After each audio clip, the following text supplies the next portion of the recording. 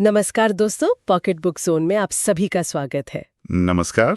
आज हम एक ऐसी किताब पर गहराई से बात करने वाले हैं जो छपी तो थी 1958 में, लेकिन उसकी गूंज आज भी सुनाई देती है। हाँ, बिल्कुल। मैरी निस्वेंडर रॉबिन्सन की the power of sexual surrender. जरा सोचिए, वो दौर जी, जब ऐसे विषयों पर तो शायद फुसफुसाकर ही बात होती होगी। सही कहा। उस वक्त रॉबिन्सन खुलकर कह रही थी कि महिलाओं की यौन उदासीनता, जिसे उन्होंने फ्रिजिडिटी कहा, वो उस सदी की एक बड़ी अनदेखी समस्या है। और उन्होंने एक आंकड़ा भी दिया था, है ना? हाँ, उनका अनुमान था कि करीब 40% शादीशुदा महिलाएं इससे जूझ रही थी। 40%। जी। और देखिए, ये किताब सिर्फ समस्या बताकर नहीं रुकती, ये उसकी जड़ों तक जाती है। हाँ, खासकर मनोवैज्ञानिक जड़ों तक। बिल्कुल। और फिर एक समाधान भी बताती है। एक कह सकते हैं साहसिक रास्ता, यौन समर्पण या सेक्सुअल सरेंडर। उनका बुनियादी तर्क यही था कि ये उदासीनता अक्सर शरीर की नहीं, मन की उलझन है। जी हाँ, बचपन के अनुभव, समाज का दबाव या फिर सेक्स को लेकर जो गलत या डरावनी बातें मन में बैठ जाती हैं, वो गांठें बना देती हैं। और उन्होंने इसे समझाने के लिए साइको एनालिसिस का सहारा लिया था, जो उस समय मनोविज्ञान में काफी प्रभावशाली था। हाँ, बिल्कुल। उन्होंने कहा कि महिलाएं अक्सर शायद अनजाने में ही यौन संबंधों में सब कुछ कंट्रोल करने की कोशिश करती हैं। जैसे परफेक्शन की तलाश। हाँ, कुछ वैसा ही। लेकिन सच्चा सुख और वो जो गहरी नज़दीकी होती है, वो तब मिलती है जब वे नियंत्रण छोड़ने को तैयार हों, मतलब समर्पण करें। और अपनी बात को वजन देने के लिए उन्होंने अपनी क्लिनिकल प्रैक्टिस से कई केस स्टडीज, मतलब रियल लाइफ उदाहरण भी दिए हैं। जी हाँ, किताब भरी पड़ी है उनसे।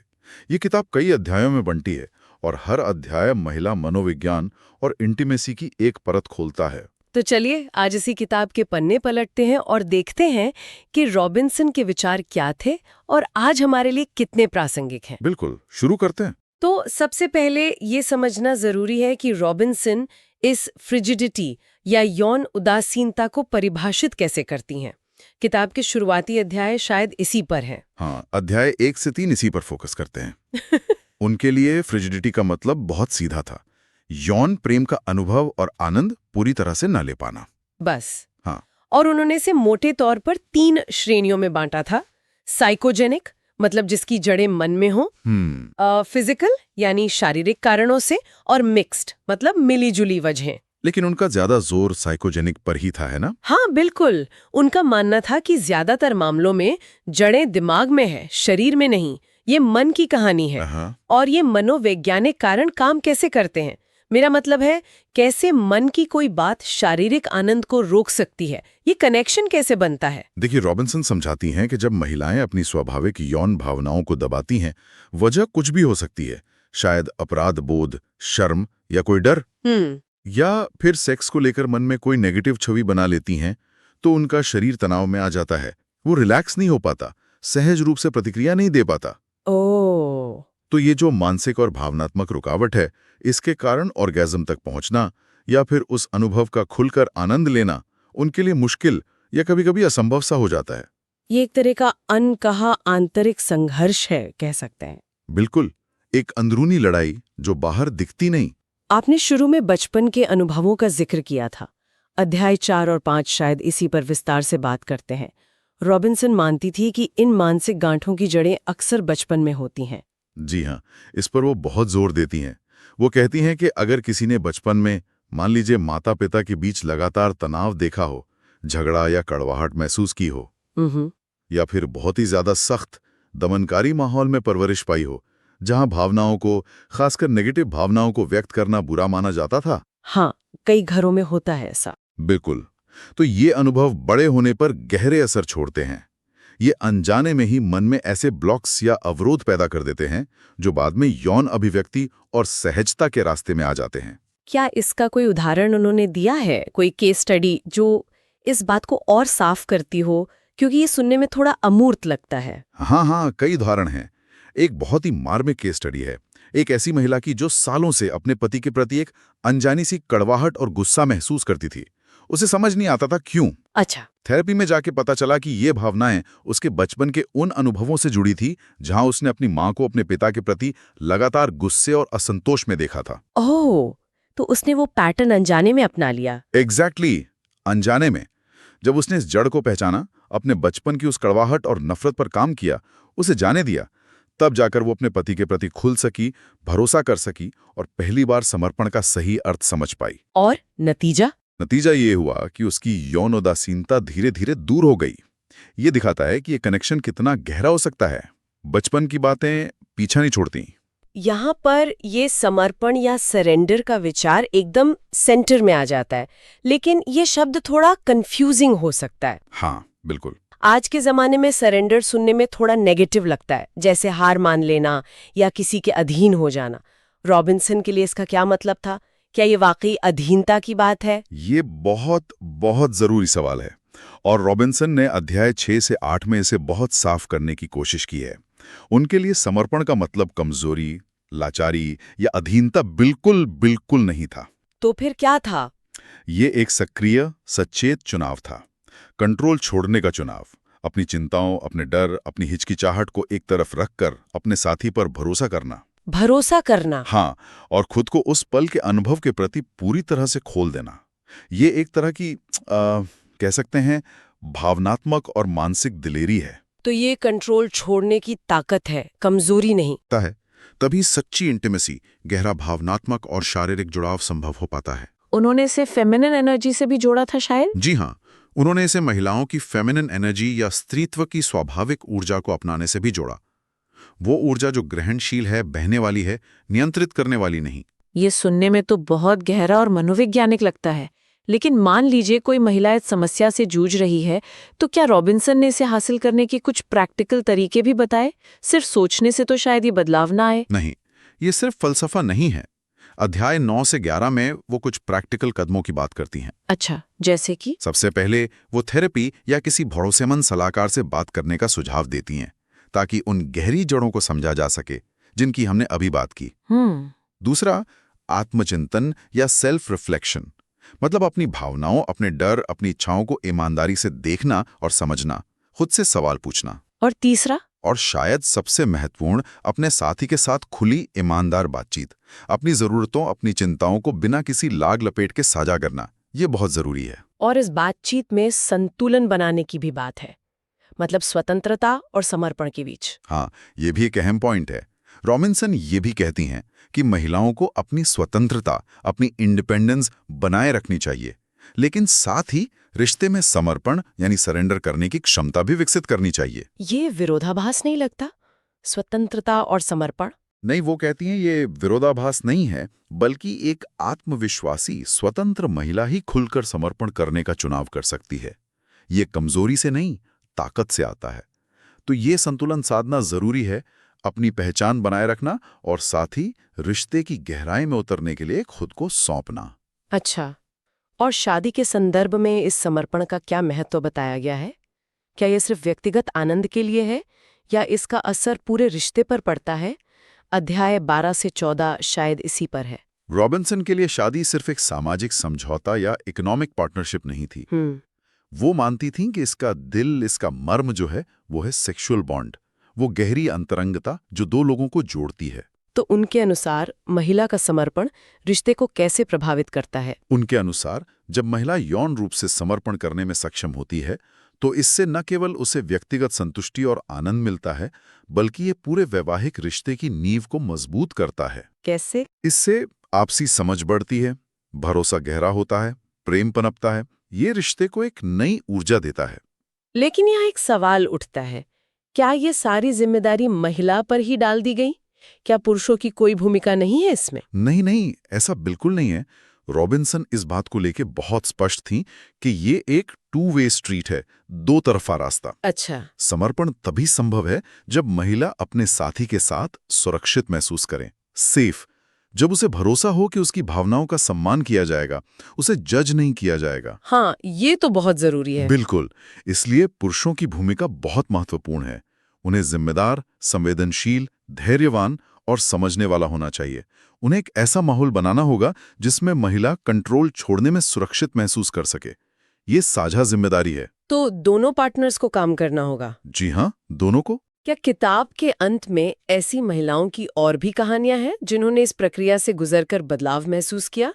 क्योंकि सिद्धांत सुनना एक बात है, लेकिन असली कहानियां ज्यादा असर करती हैं, है ना? हाँ हाँ बिल्कुल। किताब के अंतिम अध्याय मतलब 15 से 17 ऐसी ही केस स्टडीज से भरे पड़े हैं।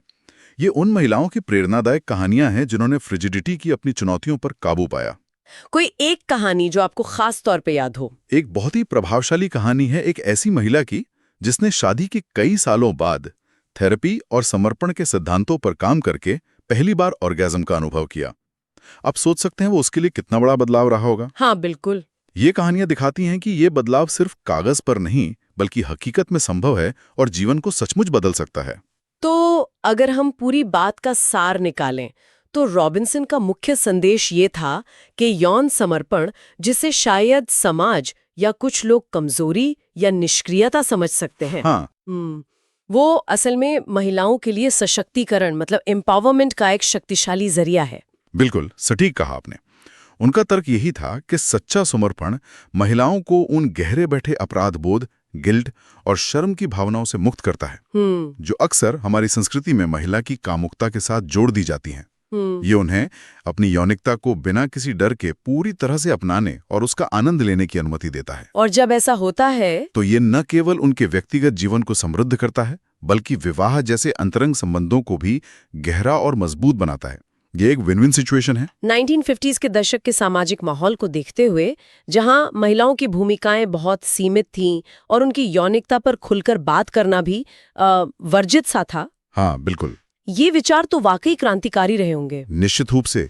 उस समय ये कहना कि महिला का यौन आनंद महत्वपूर्ण है और उसे हासिल करने का रास्ता समर्पण के जरिए है, ये स्थापित मान्यताओं को सीधी चुनौती देना था। और दिलचस्प बात यह कि ये विचार आज भी इतने सालों बाद, हाँ यही तो कमाल है, महिलाओं को अपनी यौनिकता को समझने, स्वीकार करने और उसे बेहतर बनाने के लिए एक महत्वपूर्ण ढांचा प्रदान करते हैं। बिल्कुल। यहाँ ये सवाल जरूर उठता है और शायद हमारे श्रोता भी सोच रहे होंगे कि ये बातें जो 60 साल से भी ज्यादा पुरानी हैं और साइको एनालिसिस पर आधारित थीं, आज के आधुनिक मनोविज्ञान और वैज्ञानिक शोध की कसौटी पर कहाँ खरी उतरती हैं? क्या आज का विज्ञान भी इन विचारों का किसी तरह समर्थन करता है? वाकई एक दिलचस्प पहलू है और आपको जानकर शायद हैरानी होगी कि रॉबिन्सन के कई बुनियादी विचार भले ही आज की शब्दावली और शोध के तरीके अलग हों, आधुनिक मनोविज्ञान और रिलेशनशिप साइंस के निष्कर्षों से काफी हद तक मेल खाते हैं। अच्छा, जैसे कि पिछले कुछ सालों के कुछ शोधों पर नजर डालें तो ये और स्पष्ट हो जाता है। उदाहरण के लिए 2024 की एक स्टडी थी। हाँ। उसमें पाया गया कि पॉजिटिव साइकोलॉजी पर आधारित काउंसलिंग, जिसमें चिंता कम करने और शायद विश्वास व समर्पण जैसे मनोवैज्ञानिक पहलुओं पर काम किया गया, उसने महिलाओं की यौन और वैवाहिक संतुष्टि में औसतन 25% की वृद्धि की। 25%? ये तो काफी महत्वपूर्ण है। जी हाँ, ये सीधे तौर पर रॉबिन्सन के मनोवैज्ञानिक बाधाओं को हटाने के विचार से जुड़ता है ना? बिल्कुल। और क्या इस तरह के और भी शोध हैं? हाँ, कई हैं। जैसे साइपोस्ट में प्रकाशित 2025 के एक रिसर्च के अनुसार लंबी अवधि की शादियों में महिलाओं की सेक्स में रुचि बनाए रखना रिश्ते की स्थिरता के लिए बहुत जरूरी है। इस अध्ययन ने संकेत दिया कि ऐसे दृष्टिकोण जो विश्वास बढ़ाने और शायद नियंत्रण छोड़ने में मदद करते हैं, जो समर्पण के समान है, वो रिश्ते की स्थिरता को 30% तक बेहतर बना सकते हैं। 30%? ये तो और भी ज्यादा है। जी, ये रॉबिन्सन की बात को ही बल देता है कि यौन संतुष्टि रिश्ते की सेहत के लिए कितनी अहम है। यानी जो रॉबिन्सन अनुभव और केस स्टडीज के आधार पर कह रही थी, आज डेटा भी उसी तरफ इशारा कर रहा है। काफी हद तक, हाँ। एक और दिलचस्प अध्ययन देखिए, 2025 का एक पेपर जो एक बड़े जर्नल में छपा, वो फेमिनिस्ट सेल्फ डिस्क्लोजर थेरेपी पर केंद्रित था। फेमिनिस्ट सेल्फ डिस्क्लोजर थेरेपी, ये क्या है? मतलब ऐसी थेरेपी जहां महिलाओं को खुलकर बिना किसी डर के अपनी भावनाओं, जरूरतों और अनुभवों को व्यक्त करने के लिए प्रोत्साहित किया जाता है। अच्छा। तो इस स्टडी में पाया गया कि जब महिलाएं ऐसा करती हैं तो इससे इंटीमेसी बढ़ती है। अब सोचिए, ये रॉबिन्सन के खुले संवाद और अपनी स्त्रीत्व की सच्चाई, फेमिनिन वे ऑफ बीइंग को अपनाने पर दिए गए जोर से कितना मिलता जुलता है। हाँ यार, ये तो बिल्कुल वही बात हुई, है ना? और क्या अतीत के रिश्तों या पार्टनर्स की संख्या का भी कोई जिक्र है आज के शोध में? क्योंकि ये भी एक मुद्दा होता है कई बार। हाँ, इस पर भी काम हुआ है। 2022 की एक स्टडी ने ये तो माना कि कुछ मामलों में महिला के पिछले यौन साथियों की संख्या शायद उसकी शादी की संभावनाओं या शुरुआती संतुष्टि को प्रभावित कर सकती है। लेकिन ज्यादा महत्वपूर्ण बात यह थी कि रिश्ते में विश्वास, भावनात्मक जुड़ाव और शायद समर्पण आधारित दृष्टिकोण पर काम करके संतुष्टि को फिर से पाया जा सकता है या बढ़ाया जा सकता है। मतलब अतीत हावी नहीं रहता अगर वर्तमान रिश्ते पर काम किया जाए। बिल्कुल, फोकस वर्तमान पर होना चाहिए। और एक और बात, 2025 का एक मेटा एनालिसिस था जिसने कई अध्ययनों का विश्लेषण किया। उसने पाया कि मोनोगैमस यानी एकनिष्ठ रिश्तों में समर्पण और विश्वास का सकारात्मक प्रभाव नॉन मोनोगैमस रिश्तों की तुलना में ज्यादा स्पष्ट था। मोनोगैमस रिश्तों में इस तरह के दृष्टिकोण से संतुष्टि लगभग 20% तक बढ़ सकती थी। 20%? जी, ये दिखाता है कि एक प्रतिबद्ध रिश्ते के संदर्भ में एक दूसरे पर भरोसा करना और कंट्रोल की भावना को छोड़ना कितना शक्तिशाली हो सकता है। तो ये तो साफ है मैरी रॉबिन्सन के विचार जो उन्होंने दशकों पहले अपनी क्लिनिकल समझ और साइको एनालिसिस के आधार पर रखे थे, वो आज भी मनोवैज्ञानिक स्वास्थ्य और रिश्तों की गतिशीलता को समझने में बेहद प्रासंगिक हैं। हाँ, बिल्कुल। उनकी भाषा, उनके शब्द शायद आज थोड़े पुराने लगें, लेकिन उनका मूल संदेश कि यौन समर्पण कमजोरी नहीं बल्कि मुक्ति और सशक्तिकरण का रास्ता है, अपनी स्त्रीत्व की ऊर्जा को स्वीकारना जरूरी है और ये सब मिलकर शादी जैसे गहरे बंधन को और मजबूत बना सकते हैं, ये बातें आज भी उतनी ही या शायद उससे भी ज्यादा महत्वपूर्ण हैं। बिल्कुल। ये किताब अपनी तमाम सीमाओं के बावजूद हमें एक जरूरी बात याद दिलाती है। सच्ची और गहरी अंतरंगता के लिए विश्वास, खुलापन और कभी-कभी नियंत्रण छोड़ने की इच्छा और साहस का होना कितना जरूरी है। ये सिर्फ शारीरिक क्रिया या सेक्स के बारे में नहीं है। नहीं, बिल्कुल नहीं। ये उससे कहीं ज्यादा गहरा है। ये रिश्ते में भावनात्मक सुरक्षा बनाने, एक दूसरे को गहराई से समझने और एक ऐसा अटूट जुड़ाव महसूस करने के बारे में है जो शब्दों से परे है। तो आज की इस गहरी बातचीत के बाद एक सवाल शायद हम सबके मन में रह जाता है, जिस पर हम अकेले में सोच सकते हैं।